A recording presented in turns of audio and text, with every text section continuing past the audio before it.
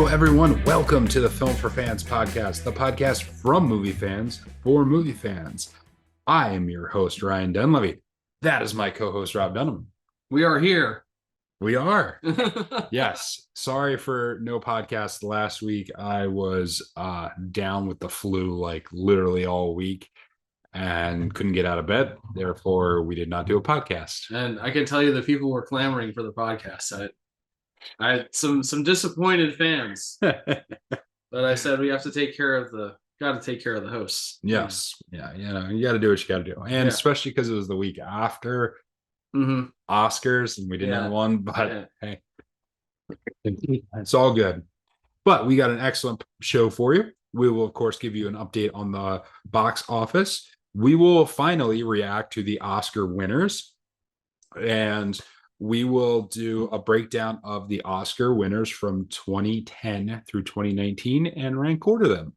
So that should be fun. And we'll conclude with our watch list. All right, Rob, you ready? I'm so ready. Okay. Just wanted to give a brief update. Since we didn't do last week's podcast, week 2 of Dune was very successful. Also, week 2 of Dune, this was not this previous week, but the week before. Dune Part 2 in its second week in the box office did $46.2 million. That is only a drop off of 44%.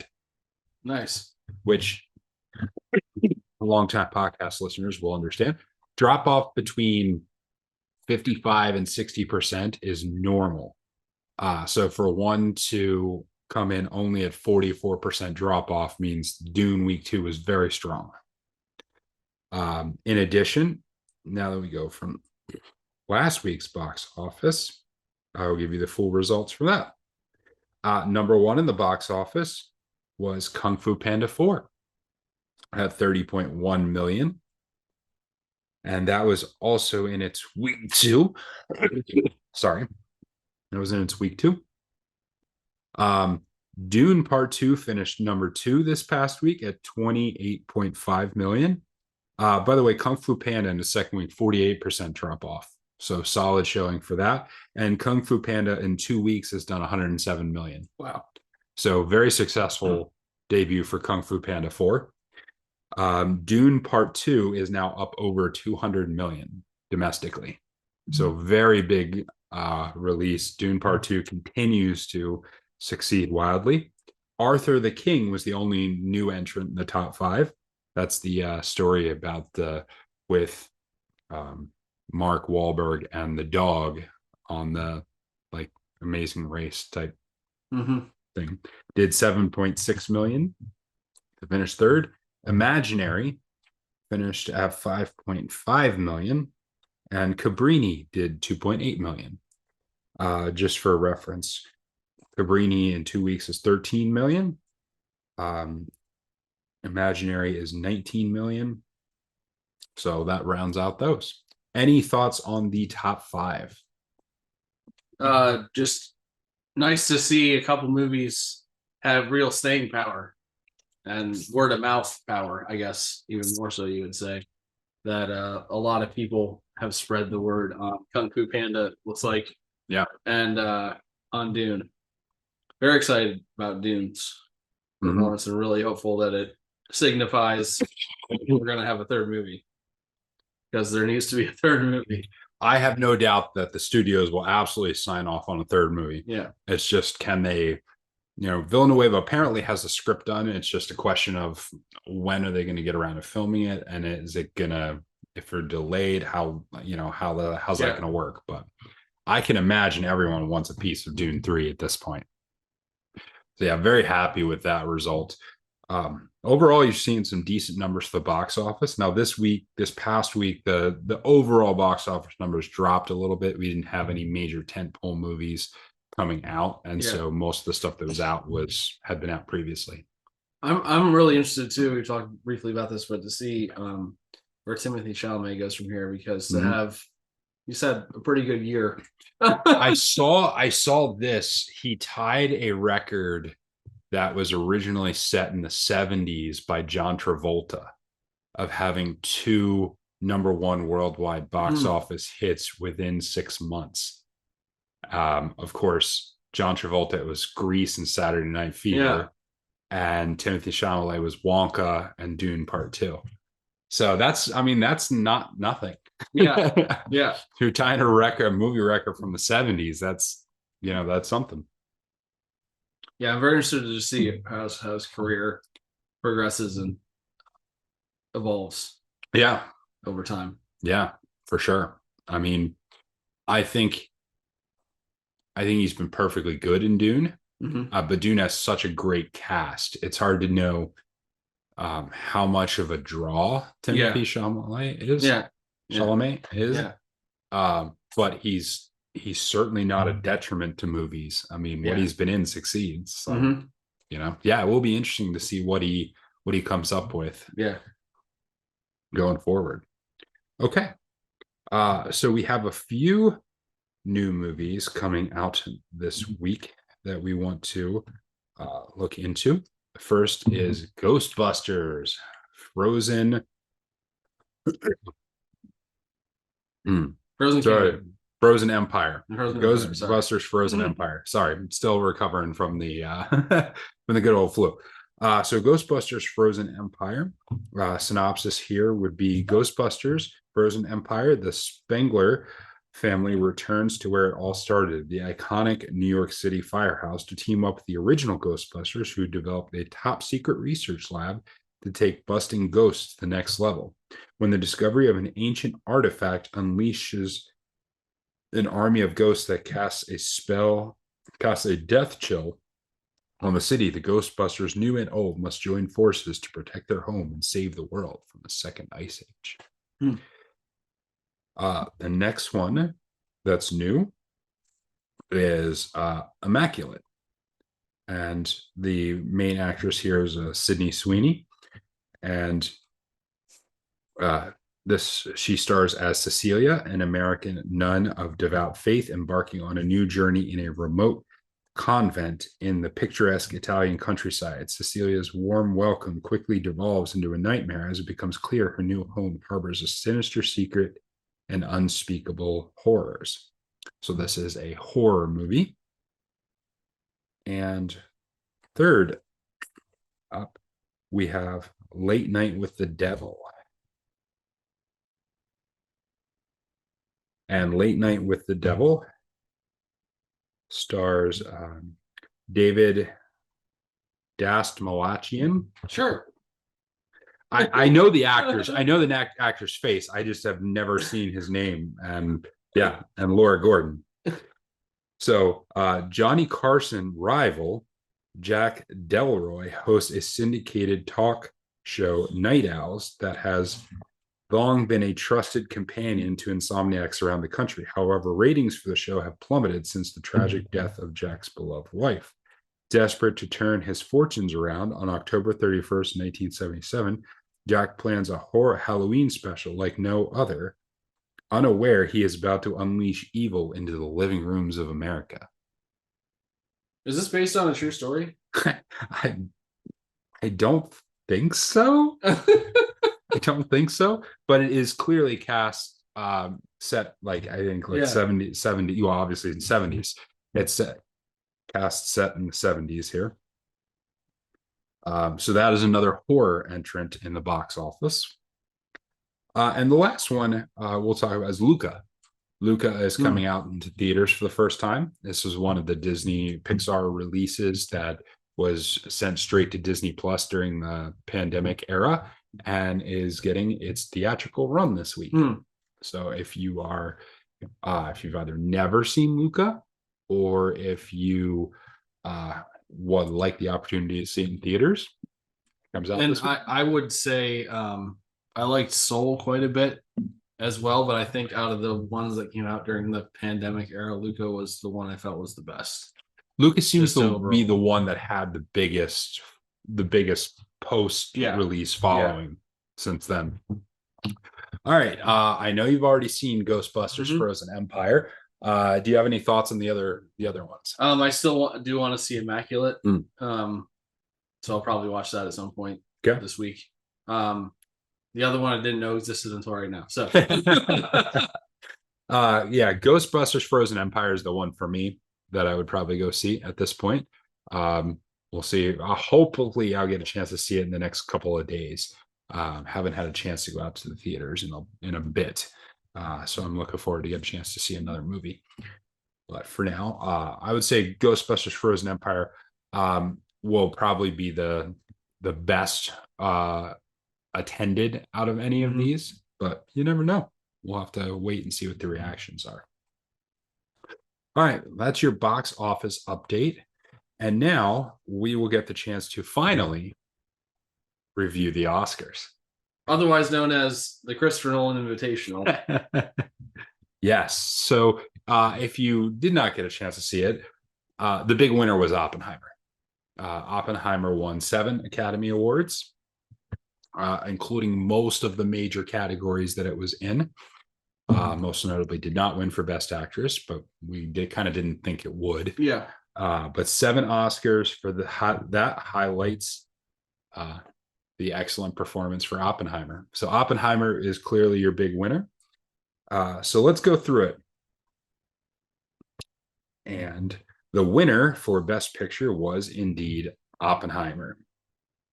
And that was, of course, produced by Emma Thomas, Charles Roven, Christopher Nolan. Emma Thomas is, of course, Christopher Nolan's wife and longtime producer.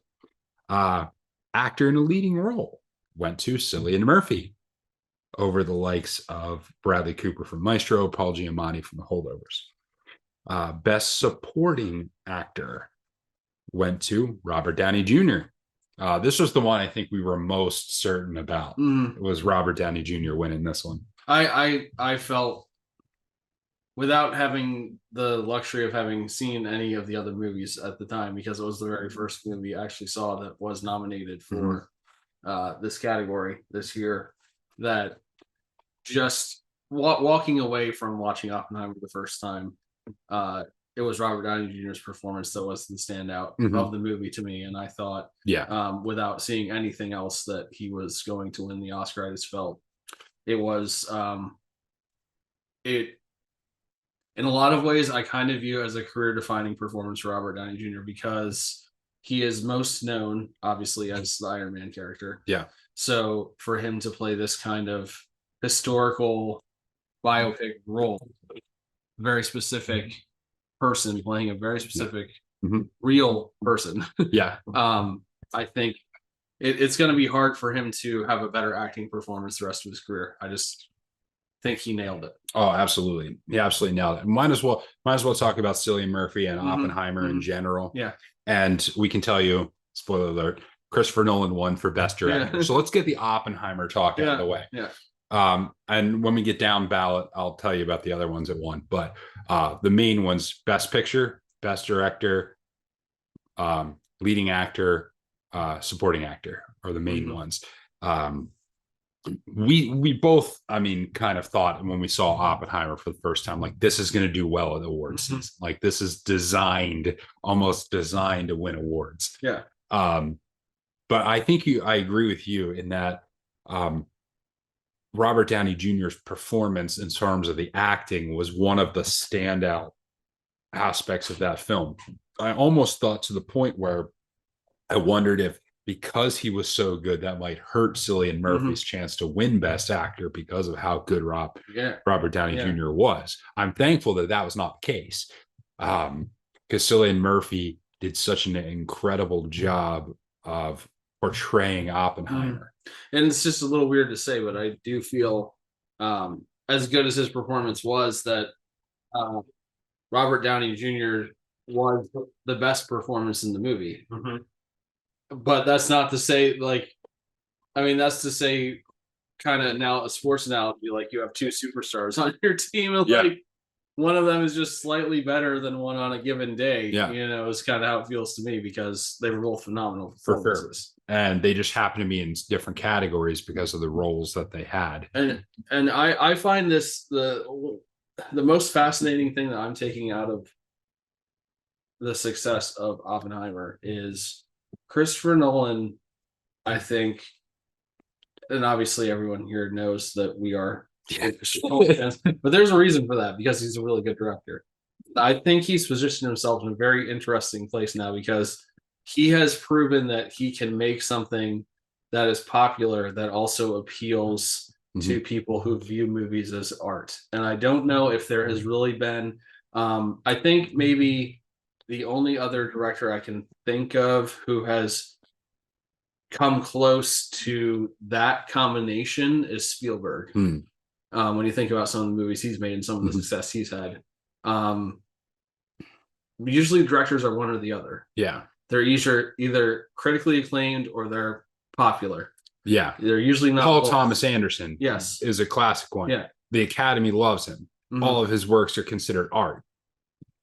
Very few people go see Paul Thomas Anderson. Or like the opposite end of things, you got like Michael Bay. Yes, people love to go watch his movies because they know it's going to be mindless entertainment where they can just laugh and watch things and have a good time. And very rarely are you combining these two things in a way that the intersection is relatable to both sides. Yeah. So I think it's just I'm very intrigued. Like, where does he go from here? Because he's in that area now. Is he able to push forward and maintain that?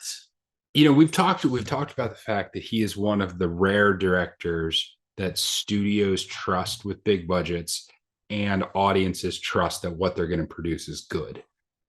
Now you add that third category of and places like the Academy and the the biggest disconnect right now between like what the Academy views as good movies versus what the average person views as good movies, and he's been able to bridge that gap. So there is almost nothing that Christopher Nolan can't do at this point. I mean, and if you think about this, after I watched Oppenheimer, one of the things I said in my initial reaction to it was when we saw the results from the box office that were coming in, was that this movie is phenomenal, but I can't imagine the universe in which it made the amount of money it did. Yeah. And I think a lot of that is because of Christopher Nolan, because I think if you don't have the background of the Batman movies, Inception, Interstellar, Tenet, all these movies leading up to it, Dunkirk, that people have gone to and they've like really started to follow him as a director. If Oppenheimer was like a director's second or third movie, there's no way it would have had the success that it did. So I think a lot of it is built on the back of his previous success. Yeah, and for me, that's why I was so pleased that he won Best Director, because he is the best director operating in Hollywood right now. He is. He's the best. He's the best of what he can do. He can cross genres. He produces well done original things. His dedication to the craft of filmmaking, both from the use of film to the use of practical visual effects, his love and his care for actual movie theaters, and just his concern for the business itself. He is the best director operating right now.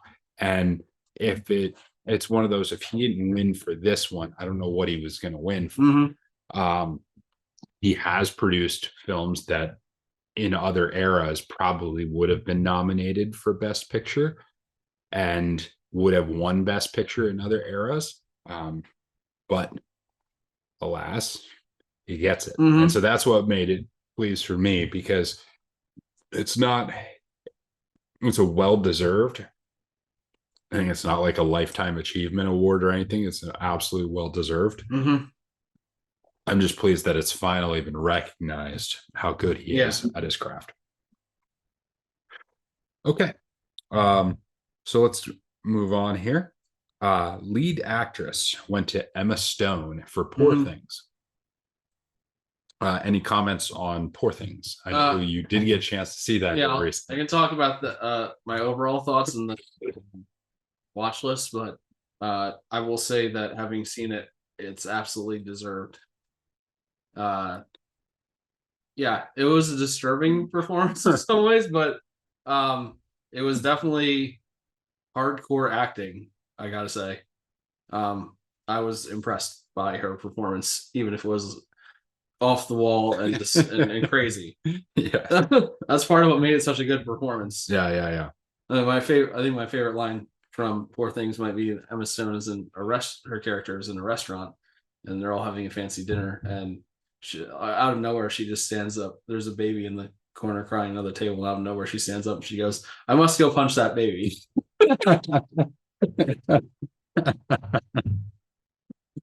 But the movie starts out with her. She's had this brain transplant that she's like unable to. She has the cognitive ability of an infant. So but the body of a grown woman. So she's having to learn how to do everything. So throughout the course of the movie, you see her learning how to speak and starting to learn more words and getting words wrong, putting them in the wrong place, not putting them in the right order, not really knowing what to do, knowing nothing about society or how any of that works, to like fully expressing herself and being able to, free herself through that expression. And it is quite a performance when you take it as a whole, from the nothing she is at the beginning to the fully realized version that she is at the end. Nice. So I definitely think it was worth the award. Yeah, and I think we handicapped that she was probably the lead running up in the run-up to that. Best Supporting Actress went to Davine Joy Randolph for The Holdovers. I thought well-deserved. She definitely had a standout supporting role performance, and so I'm not surprised that she won there. Animated film went to an anime movie, The Boy and the Heron, which not a tremendous surprise on that one. Although, I mean, personally, I think Spider-Man Across the Spider-Verse should have won it, but Boy and the Heron won that. Cinematography went to Oppenheimer for Hoyt van Hoytema, who has done the last several of Nolan's movies. We're gonna have another Roger Deakins type in the wings here, perhaps. Yeah. Yes. Costume design went to Poor Things, and of course directing went to Christopher Nolan, which we talked about. Best documentary film went to 20 Days in Mariupol. The document for short film went to The Last Repair Shop. Film editing also went for Oppenheimer. International film went to Zone of Interest. That was the Holocaust movie. Which you saw. I did. And was Zone of Interest all in German? Yes. Okay. That I was not aware of. Yes. So now it's technically done in the UK, but it was entirely in German with subtitles. And was why am I blanking on the name now? The movie with the they weren't sure if it was a murder or the guy fell. Anatomy of a Fall. Anatomy of a Fall. Was that nominated in that category? It was not. It was nominated in Best Picture. It was nominated in Best Picture. It was not named at Best International Feature. Okay. Yes. That's interesting. It is interesting because it is not an American film. Right. So I'm wondering what the criteria is. I feel I also had a chance to watch that since we last spoke, and I feel that it certainly to me feels like an international movie. Yeah. I mean, it's literally about the clash of 2 or 3 distinct cultures. Yeah. So it's kind of hard to imagine a movie being more international. Yeah, I'm not sure not sure why that wasn't in that category or what the criteria there was. Makeup went to Poor Things. Music for original score also went to Oppenheimer for Ludwig Göransson. Ludwig Göransson has done the last 2 Christopher Nolan films since Hans Zimmer has been doing Dune movies. He also did, I think, the best Marvel soundtracks was Black Panther. Just a lot of really unique and creative instrumentation there, and he's continued that through his other work. Best original song went to What Was I Made For from Barbie, and that was done by Billie Eilish. Production design went to Poor Things. Short film went to War Is Over, inspired by the music of John and Yoko. Short film live action went to The Wonderful Story of Henry Sugar. Sound went to Zone of Interest, which is fascinating on this one because there are significant portions of Zone of Interest that had no soundtrack. There And was maybe, no backing soundtrack. So I think it yeah. drew your attention heavily to the sound that was there, which would be like random gunfire in the background or random screams here or there. It was really interesting. So I'm not surprised that Zone of Interest won that one, just because by the nature of how they chose to do it, it really led you to focus on the sound.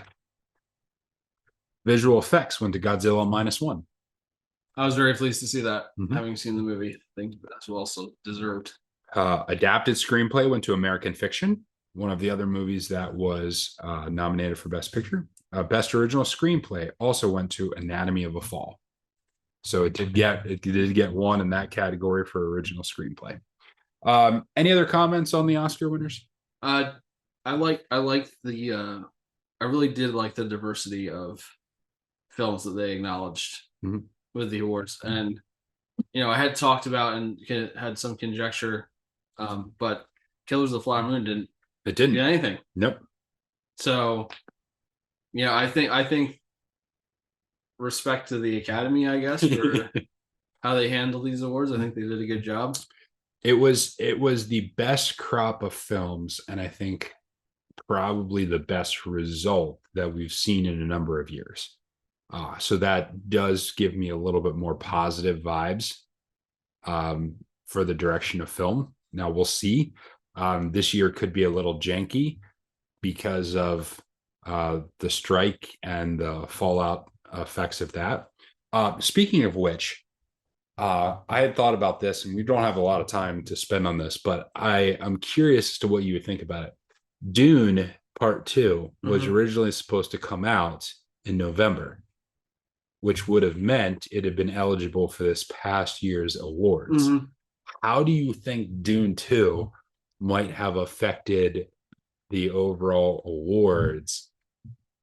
I think that put up against Oppenheimer, I think Dune may have won. I could see it being in contention for cinematography.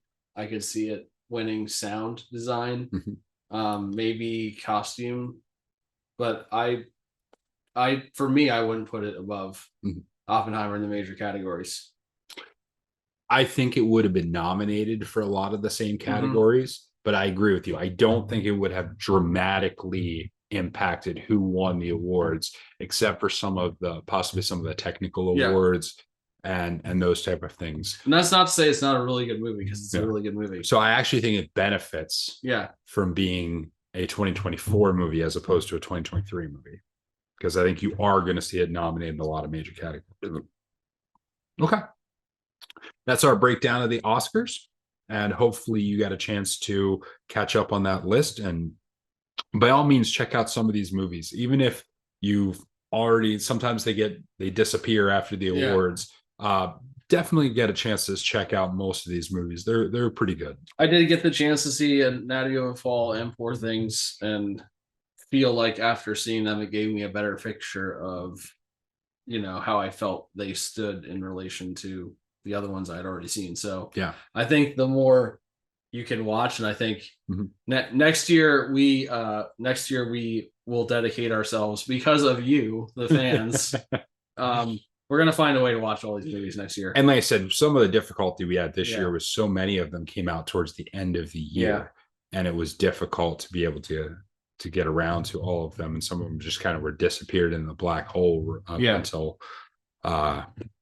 right around the time that I think at some point we need to organize a movie viewing with some of the podcast listeners, where we, especially around this time when we're talking about awards movies that are lesser known, just I think it'd be good to get some instant feedback on what other people are thinking about them. Okay, so there's the Oscars. Now we're going to do our brief discussion, where we're going to break down the Oscar winners from 2010 through 2019. So the 2010s as a decade as a whole. Yes, we can do that now. That feels wrong. So how we'll do this is I'll give you who won the best pictures in that era, and then I'll give you my rankings, and we'll discuss them back and forth a little bit here. So 2010 was The King's Speech. Hmm. 2011 was The Artist. 2012 was Argo. 2013 was 12 Years a Slave. 2014, Birdman. 2015, Spotlight. 2016, Moonlight. 2017, The Shape of Water. 2018, Green Book. 2019, Parasite. So those are your best picture winners of the 2010s. And so I'll start giving you my list from, we'll do them three at a time here. Coming in at number 10, I had Moonlight, number 9, The Artist, and number 8, 12 Years a Slave. I will slightly lump 10 and 9 here into a category. These are prime examples to me of where the Academy is just like, we don't care that nobody saw these movies and nobody cares about these movies. We think we want them to win Best Picture. Mm-hmm. So forget you, the fans, forget you, the moviegoers. Here, we're going to tell you what's a good movie and what isn't. And these two at the bottom here are prime examples of that. Nobody saw these movies. Nobody cares about I saw The Artist. I know you saw The Artist. I like The Artist. And basically nobody has cared about them since. Yeah. They're into film oblivion, and the Artist is one of the movies that so this is like when we were first starting to get a little more serious about we had some discussions about will we do this sometime in the future, and The Artist is one of those movies. When it came out, I really didn't hear anything about it until award time started coming around, and that's when I saw it. Yeah. And it is a black and white movie. It's a French movie. Yeah. It's definitely very high concept, very dramatic. Can see that it's not for everyone. Mm-hmm. But I liked it just because of how different it was from a lot of other things I had seen. But I do think that having it win Best Picture is maybe a bit of a stretch. Yeah. Guy Depardieu, I think is the guy's name, or Gerard Depardieu. Gerard Depardieu. Yeah, who's the main actor in this movie, and he does a fantastic job. But it's like you said, it's not a movie that had any lasting impact. It's very much a product of the year.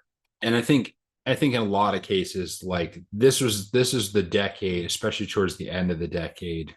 But this was the decade where you started seeing the major disconnect between Hollywood and the average moviegoer in terms of what movies got nominated. We went from, when we covered the 90s, everyone had seen every one of those movies to now where it's like most people hadn't seen half of these.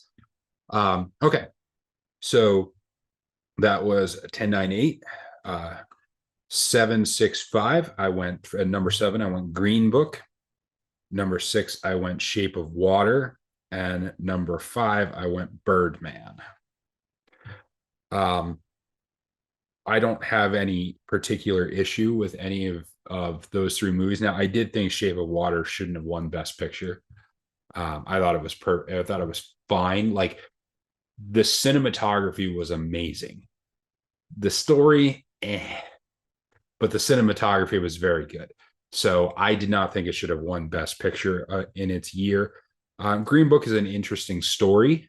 Again, Best Picture, I don't know. Same thing with Birdman. Like these are the categories of like they were all decent movies. Were they actually Best Picture? See, I didn't actually see Birdman. It's one of the ones that's I've wanted to see ever since it won Best Picture. So I was like, I gotta see what this is about. And obviously we've seen like a pretty big Michael Keaton resurgence lately, so probably should inspire me to watch it even more. Now that he's going to be Beetlejuice again. You had a higher opinion of Shape of Water at the time than I did. Yes, and I still hold that opinion because I'm Guillermo del Toro is one of my favorite directors, and he is, in my opinion, he's certainly not for everybody. In the concept, or in the line like we were talking about of popular versus art, I think he leans more towards the art. side of things. However, I think in leaning that way, there are some people like me, and I know a lot of other people like me who like think he's fantastic. Yeah. And will like love anything he does. So I actually think that oh gosh, when I'm blanking, his most recent movie with Bradley Cooper that I'm blanking on the name of now. Yeah. I'll look it up here. Yeah. So I think that The Shape of Water was really, really good. However, I think that Nightmare Alley, I think is a better movie. Yeah. But I really like everything he does. So he has this way of blending reality and fantasy together. And this movie is like this movie might be the perfect encapsulation of his blending of those two worlds. And I think that's why I got that push. Yeah. And like I said, the cinematography is next level. It's really, really good. The visuals, the thematic world, the use of the color green in this movie is right up there for me with the use of purple in Unbreakable. Like there are certain movies where there's just a color that defines it, and that's what Shape of Water is. Now the top four for me were heads and tails above the rest of the films on this one. So I actually had some difficulty ranking the top four, and I could be talked into a different order for any one of these four. So I'll give you 4, 3, and 2. 4, I went Parasite. 3, I went The King's Speech, and 2, I went Argo. I love all of these movies. One of the things we've been talking about for years is doing a full breakdown on Parasite. Yeah. Because we had some interesting insights that we've never actually gotten to talk about in person. But Parasite is one of the craziest movies because it switches genres. It starts out as one thing, and you're fully engaged in it as one thing, and then just shifts into something completely different. And few movies can pull it off as smoothly as this one does, and the effect can be as dramatic as it is. So this one for me, despite the fact that it's foreign language film, and it's somewhat a movie that the Academy would be like, oh, we want to root for this one. It really was, I think, deserving. I mean, I don't know that I labeled it at the year as my best picture, but it's not one of those like some of the other ones on this list that I'm like, it has no plot. Doesn't belong on best picture. Parasite, I view like as and I agree with you being anywhere in the top 4. But I view it as it's a cool movie to me because it's kind of a touchstone movie for our podcast. Because if I recall correctly, Parasite, like I saw and I'm like, you need to see this movie. And it was this Korean movie, and it's like we've been hearing cool things about this. And then I went into it thinking this might be okay, but like not with super high expectations. And I remember just being blown away by the story of it. And I know that in general, you're not necessarily like dying to see movies in other languages. I don't. I think having to read the subtitles takes away from your ability to appreciate the movie as a whole. But this movie somehow, like, I think more than any other movie I've seen in a foreign language, I think it transcended that a bit, just with the dynamics of the acting and the action that takes place in the movie, and the depth of emotion and feeling. Because there are honestly a lot of parts of the movie that you didn't really need to know what they were saying because you could see it and feel it. Yeah. With how they were acting. Yeah. And The King's Speech was one of those where, I mean, rarely do you have it where everyone's like, oh, this movie is going to win Best Picture. And then all of a sudden it just shifts and it's like, this movie is going to win. Because it was going to be The Social Network. The Social Network was a fantastic movie. And everyone's like, this is going to win Best Picture. And then towards the end of the year, The King's Speech just comes out of nowhere. And everyone's just like, boom, on it. And it really is. It's a great historical picture. The relationship between the King of England and his speech therapist is really, really good. And this is one of those movies that brought in a wide, vast array of audiences, from people who love historical movies to people who love character dramas. Yeah. Like it really did resonate with a wide swath of people. The one thing about the King's speech that I found so fascinating. Sorry, looking something up here.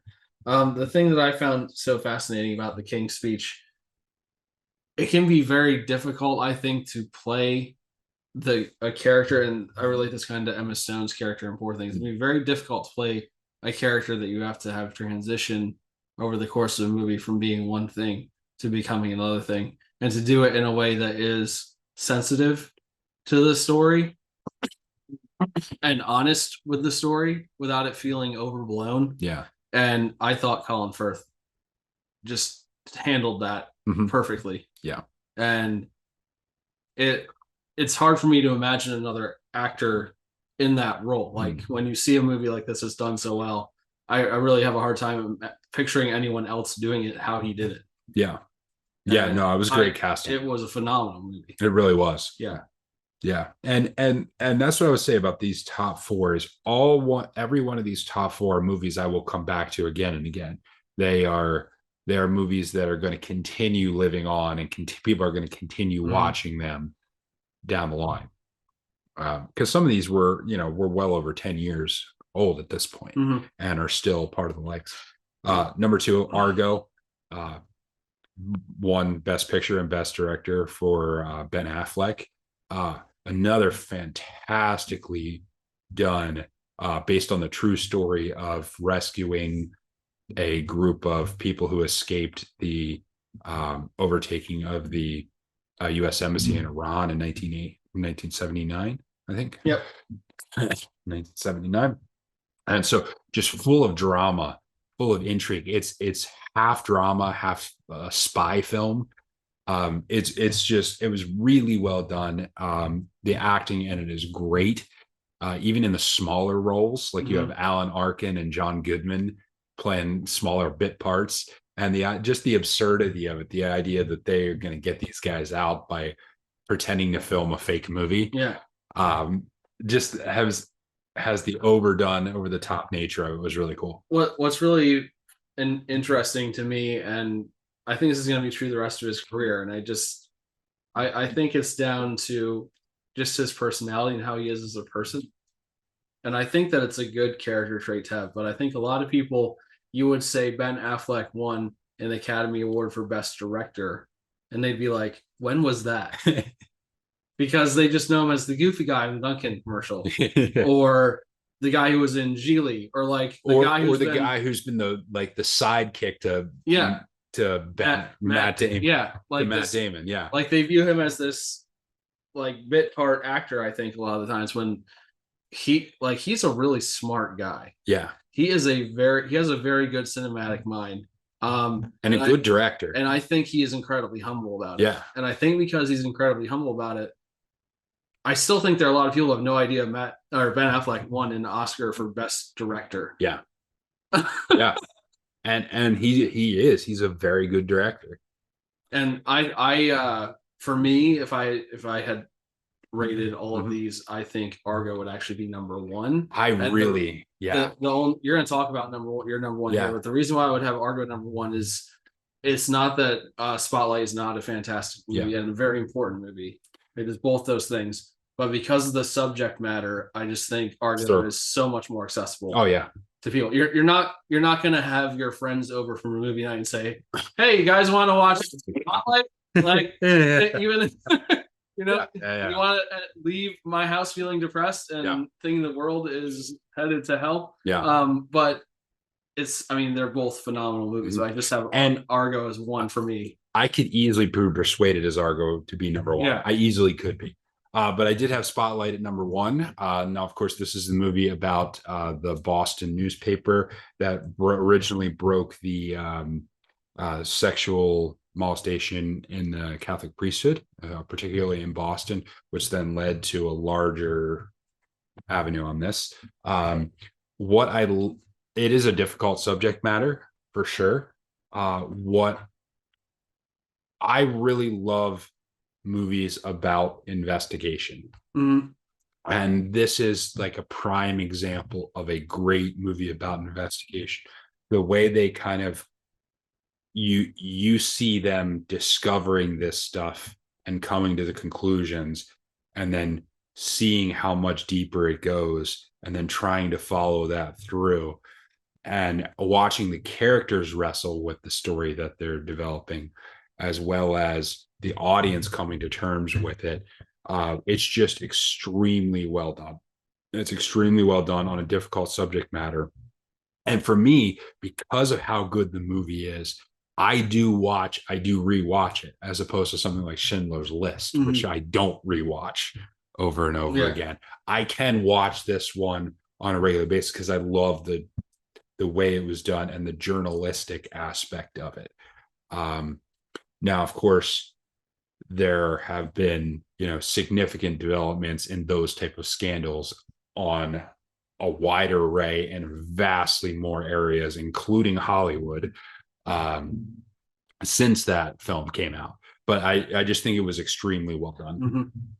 And and very well directed. And another one for the return to acting of, I'm blanking out, Birdman again. Michael Keaton. Thank you. Yeah, Michael Keaton was one of the leads in this film as well. All right.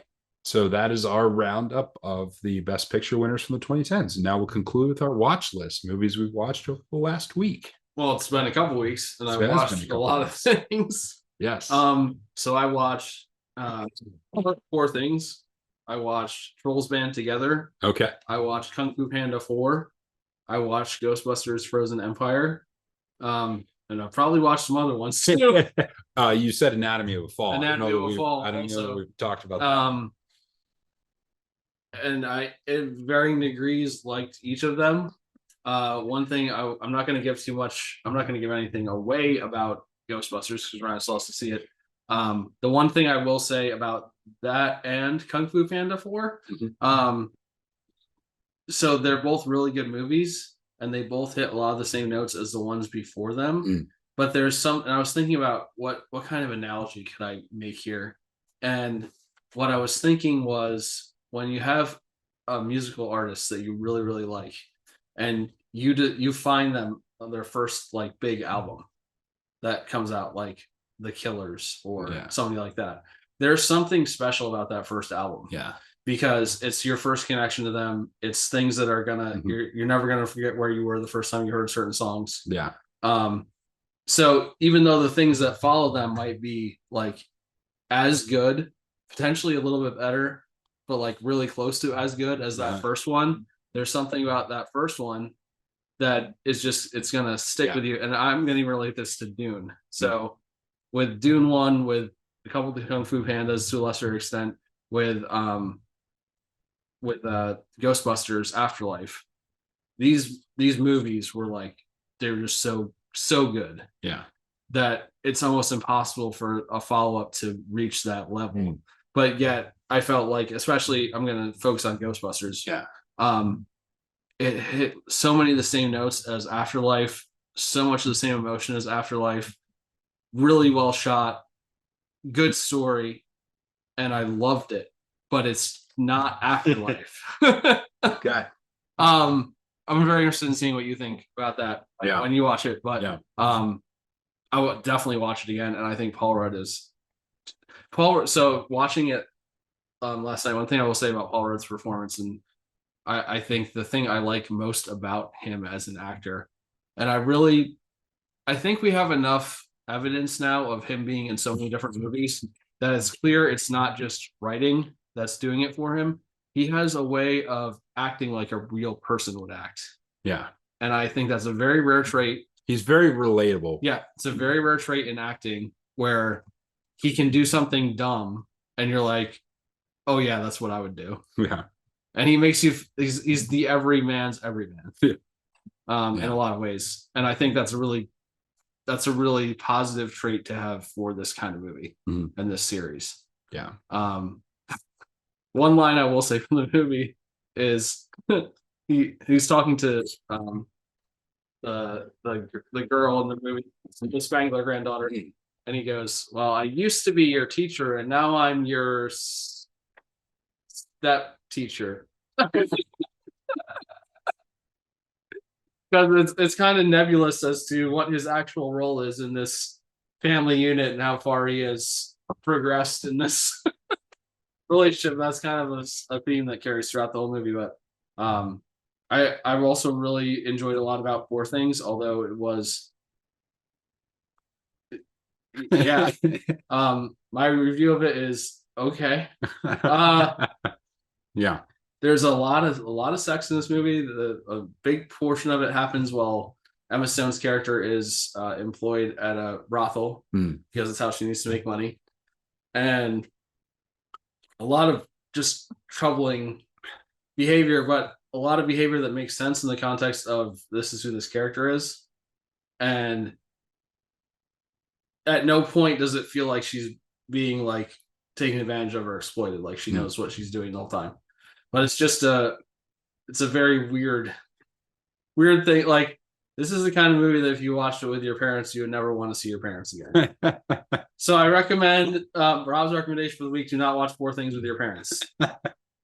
Now tell me a little bit of Anatomy of a Fall, because I've wanted somebody else to talk about this. So Anatomy of a Fall, I was really impressed with just, and I mentioned this briefly, the blending of the cultures. Because it's not just, it can be very easy to take it as it's just the language that is causing like some of the disconnect and things that we're feeling, but it's not just the language, it's the entire worldview and lifestyle behind the language. And the scene that really stuck out to me the most is when they're in the courtroom and she asks if she can switch to English because she's just so overcome with being frustrated with not being able to express exactly what she's trying to say, and frustrated with the therapist because she says, like, if you know we could make anyone say anything about any one of us, and it could make any one of us look bad, and she just wants them to hear her side of the story. And I'm gonna be honest, after watching the movie to its conclusion, I can't tell you what happened. I didn't come to a conclusion. And I think that's fantastic filmmaking. It really is. The subtext of this movie is perspective. The idea of perspective. The idea of you can, and that like you hit on one of the key pieces in that this movie is entirely about, like, if you take, how do you analyze someone's life from the outside? How like you can pick snapshots of it and come to one conclusion. You pick a different snapshot, you come to a different conclusion. You talk to one person about it, they would say one thing. You talk to another person about it, they would say something else, even within a relationship. So the difference that perspective makes in how we interpret things. And then you ramp that up with the stakes of like a murder investigation and a trial over murder, and it just gets blown away. Because you're right, like culture has a big part of this. Like, she's a German living in France, he's Spanish living in France, or I forget what his nationality was, but he had some, but anyway, but then they end up speaking English.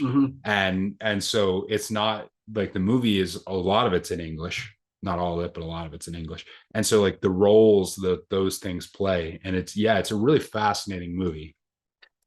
Part murder investigation and courtroom drama, part relationship drama. It's a really dynamic movie with lots and lots of substance to it.